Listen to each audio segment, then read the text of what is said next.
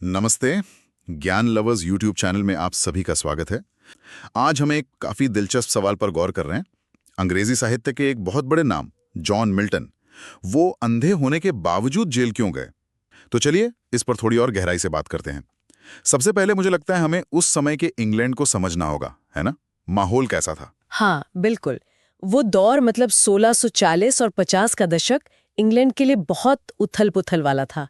English civil war चल रहा था। हाँ, गृह युद्ध। जी, ये लड़ाई थी राजा चार्ल्स पहले के समर्थकों, जिन्हें रॉयलिस्ट्स कहते थे, और दूसरी तरफ थे संसद के समर्थक, पार्लियामेंटेरियंस। और उनका नेतृत्व क्रोमवेल जैसे लोग कर रहे थे, सही कहा? जी, जो राजशाही को सीमित करना चाहते थे या शायद खत्म ही करना चाहते थे। बिल्कुल। और जॉन मिल्टन, वो तो पूरी तरह से पार्लियामेंटेरियंस के पक्ष में थे, बल्कि वो राजशाही के काफी मुखर विरोधी थे। वो रिपब्लिकनिज्म के, मतलब एक ऐसी सरकार जहां राजा ना हो, उसके बड़े हिमायती थे। उन्होंने तो ऑलिवर क्रॉमवेल की तारीफ में भी लिखा है। अच्छा। और इतना ही नहीं, उन्होंने चार्ल्स वन को जो फांसी दी गई थी उसका भी खुलकर बचाव किया था, जिसे रेजिसाइड कहते हैं। उनके लेखन की वजह से ही ये सब हुआ। उन्होंने जो लिखा वही उन्हें जेल तक ले गया। कुछ खास रचनाओं का जिक्र है इन स्रोतों में जिन्होंने उन्हें मुश्किल में डाला? हाँ हाँ, बिल्कुल है। दो तो बहुत ही अहम है। एक तो है the tenure of Kings and magistrates, जो 1649 में आई थी। इसमें उन्होंने सीधे सीधे तर्क दिया कि लोगों को हक है एक अत्याचारी राजा को हटाने का, या जरूरत पड़े तो जान से मारने का भी। मारने का भी? बाप रे। जी, और इसी में उन्होंने चार्ल्स प्रथम की फांसी को सही ठहराया। फिर दूसरी किताब थी आइकॉनोक्लास्टिस, ये भी 1649 की है। अच्छा। ये असल में एक और किताब थी आइकॉन बैजिलिके, उसका जवाब थी। उस किताब में चार्ल्स प्रथम को एक शहीद की तरह दिखाया गया था।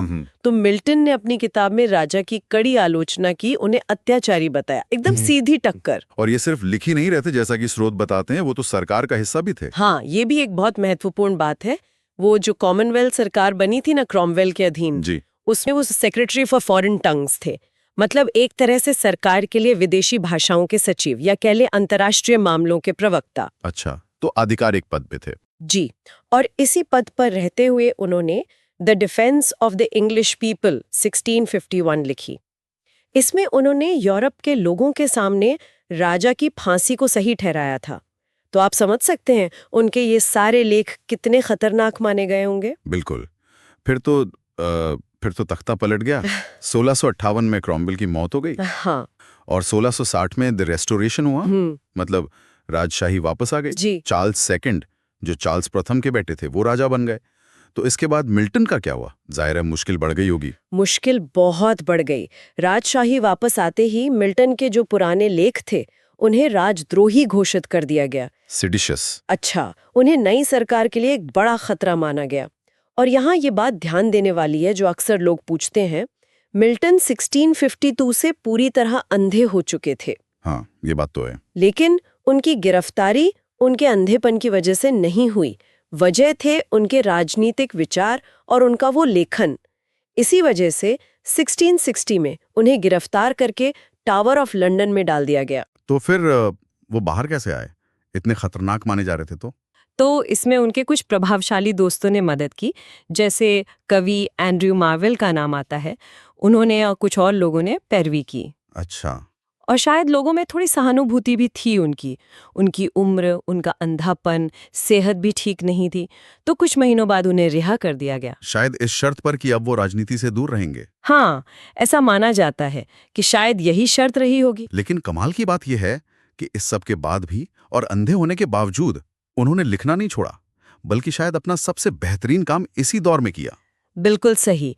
जेल से निकलने के बाद ही उन्होंने अपने महान महाकाव्य लिखे।